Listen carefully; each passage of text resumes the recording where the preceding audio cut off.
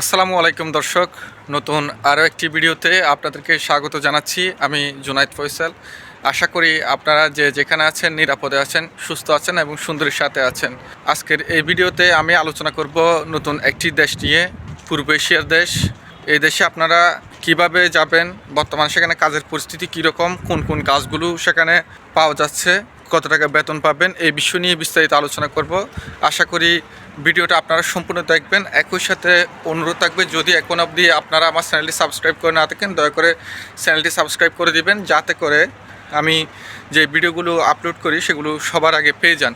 দর্শক, বর্তমান সময়ে আপনারা জানেন বাংলাদেশিদের তেমন একটি কোথাও ভিসা হচ্ছে না। পৃথিবীর সবচেয়ে দুর্বলতম পাসপোর্টগুলোর অন্যতম একটি হচ্ছে এই বাংলাদেশি পাসপোর্ট। এমত অবস্থায় বাংলাদেশের যে বর্তমান বেকারত্ব সিচুয়েশন, সেটা থেকে মুক্তি পাওয়ার জন্য অনেকেই দেশের বাইরে পাড়ি জমানোর চেষ্টা করছেন। অনেকেই ইতিমধ্যে বিভিন্ন জায়গায় ফাইল সাবমিট করেছেন, কিন্তু যারা কোথাও ফাইল সাবমিট করেন নাই, চিন্তা করছেন কোথায় যাবেন, তারা এই দেশে যেতে পারেন।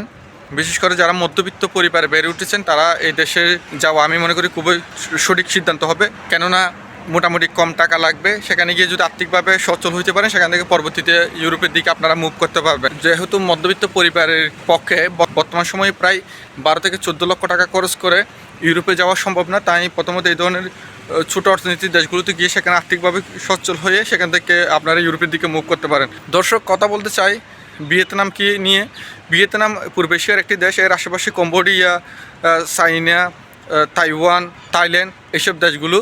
এই দেশে আপনারা চাইলে কাজের ভিসায় যেতে পারবেন, ভিজিট ভিসায় গিয়ে সেখানে কাজ করতে চাই। কিন্তু মনে রাখবেন, ভিয়েতনামে আপনি ভিজিটে গিয়ে কোনোভাবে কাজ করতে পারবেন না। যদি ভিজিটে গিয়ে কাজ করেন, সেক্ষেত্রে আপনার একটা কঠিন শাস্তির মুখোমুখি হতে হবে। অনেক এজেন্সি আছে যারা কিনা আপনাদেরকে বলতে পারে ট্যুরিস্ট ভিসায় ভিয়েতনাম নিয়ে গিয়ে সেখানে কাজ করানোর জন্য চেষ্টা করাতে পারে, কিন্তু এটা সঠিক সিদ্ধান্ত হবে না। তাই যাওয়ার আগে অবশ্যই আপনি যাচাই বাছাই করে যাবেন যে আপনাকে যেই এজেন্সি বা যে মাধ্যমটা নিয়ে যাচ্ছে, তারা কি আদৌ আপনাকে ওয়ার্ক ভিসায় নিয়ে যাচ্ছে নাকি ভিজিট ভিসায় নিয়ে যাচ্ছে। যদি আপনি ওয়ার্ক ভিসায় যান, সেক্ষেত্রে আপনি সেখানে 100% কাজ করতে পারবেন এবং একটি সেখানে চমৎকার অ্যামাউন্ট ইনকাম করতে পারবেন।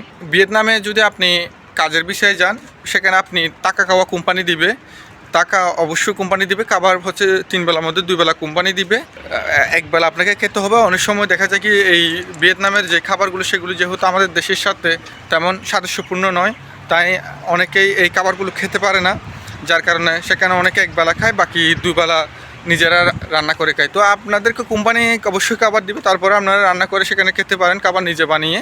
দর্শক, আপনারা সেখানে যে ধরনের কাজগুলোতে যেতে পারেন সেগুলো হইতেছে ফার্নিচারের কাজ, সোলার প্যানেল ইনস্টলের কাজ, ফ্যাক্টরি কাজ, আর হচ্ছে টেক্সটাইল এবং গার্মেন্টসের কাজ। বিশেষ করে যারা গার্মেন্টস এবং টেক্সটাইল খাতে এক্সপিরিয়েন্স আছে, বাংলাদেশে কাজ করছেন, তারা টেক্সটাইল বা গার্মেন্টস খাতে ভিয়েতনামে যেতে পারেন। সেখানে আপনার $350 বেতন পাবেন, টাকা অবশ্য কোম্পানি। এরপর 5 মাস গেলে আপনাদের বেতন বৃদ্ধি করে $700 $500 পর্যন্ত করা হবে। যদি আপনি খুবই স্কিলফুল হন এবং হচ্ছে আপনি সেখানে ওভারটাইম করেন, সেক্ষেত্রে আপনার বেতন $600 পর্যন্ত হওয়ার সম্ভাবনা আছে। তবে আপনি ওভারটাইম করতেছেন কি না, তবে সেখানে বেসিক ডিউটি হচ্ছে আপনার 8 ঘন্টা। 8 ঘন্টার বাইরে যাই করবেন, সেটাই আপনার ওভারটাইম হিসাবে গণ্য করা হবে। দর্শক, আপনারা যদি ভিয়েতনামে যেতে চান, আপনাদের খরচ হবে 4 থেকে 4.5 লক্ষ টাকা। এর বেশি যদি কোনো এজেন্সি বা কোনো মাধ্যম বলে, আপনাদের অত টাকা দিয়ে যাওয়ার দরকার নেই, কারণ ভিয়েতনামে আপনি 4 লাখ থেকে 4.5 লক্ষ টাকা খরচ করলে যেতে পারবেন। ভিয়েতনামে আপনি যদি যান 2 মাস থেকে সর্বোচ্চ 3 মাস, তবে 2 মাস 2.5 মাসের ভিতর আপনার ভিসা পাওয়া, সেখানে পৌঁছানো সব কিছু হয়ে যাবে। আর একটা চমৎকার ব্যাপার হলো ভিয়েতনামের ক্ষেত্রে, সেটি হচ্ছে আমরা দেখি ইউরোপে যাই বা অন্য কোনো দেশে যাওয়ার ক্ষেত্রে বাংলাদেশে যেহেতু ওই দেশের এমবিসি থাকে না, সেই কারণে আমাদেরকে বিভিন্ন দেশে গিয়ে আবার ভিসার জন্য দাঁড়াতে হয়। এই ভিসা নিতে গিয়ে আমাদেরকে আরেকটা দেশ ভ্রমণ করতে হয়। কিন্তু ভিয়েতনামের ক্ষেত্রে আপনি বাংলাদেশে ভিয়েতনামের এমবিসি পাবেন এবং হচ্ছে সেখান থেকে ভিসা কালেক্ট করতে পারবেন। তবে এখানে একটা ব্যাপার হচ্ছে, যেহেতু ওয়ার্ক ভিসা হচ্ছে একটা আলাদা ক্যাটাগরির বিষয়, যেহেতু আপনি ওয়ার্ক ভিসায় যাবেন, আপনাকে তারা প্রথমে এমবিসি থেকে ভিসা দিয়ে দিবে। এমবিসি থেকে ভিসা দেওয়ার পর আপনি যখন ভিয়েতনামের রাজধানী হো চি মিন সিটিতে পৌঁছাবেন, সেখানে তারা আপনার বিষয়ে স্টিকার লাগিয়ে দিবে, যেটার জন্য আপনাকে মিনিমাম $25 পে করতে হবে। আপনাকে যারা পাঠাই দিচ্ছে, তারা যদি আপনাকে ভিজিট ভিসায় পাঠায়, আপনি পাবেন একটা হচ্ছে ই ভিসা বা পেপার ভিসা। আপনাকে যদি তারা কাজের ভিসায় পাঠায়, সেক্ষেত্রে আপনারা স্টিকার ভিসা পাবেন। এখন আপনাদেরকে কোন ভিসায় পাঠাইতেছে সেটা আপনাদেরকে বুঝে শুনে যাইতে হবে। যদি আপনি ভিজিটে গিয়ে ওয়ার্ক ভিসা কনভার্ট করতে চান, এটা কখনো সম্ভব না। এইভাবে যদি আপনারা সেখানে কাজ করেন, আপনারা নানা ধরনের সমস্যার মধ্যে পড়বেন। দর্শক, বর্তমানে ভিয়েতনাম নিয়ে অনেকে অনেক কথা বলতে পারে। প্রথম একটি কথা হচ্ছে, আপনি পৃথিবীর যে দেশে যান, যদি কোনো কাজ জেনে থাকেন, বৈধ উপায়ে যান, আপনি সেখানে কাজ করতে পারবেন, ভালো একটা টাকা পয়সা ইনকাম করতে পারবেন। এটা একটা সহজ কথা।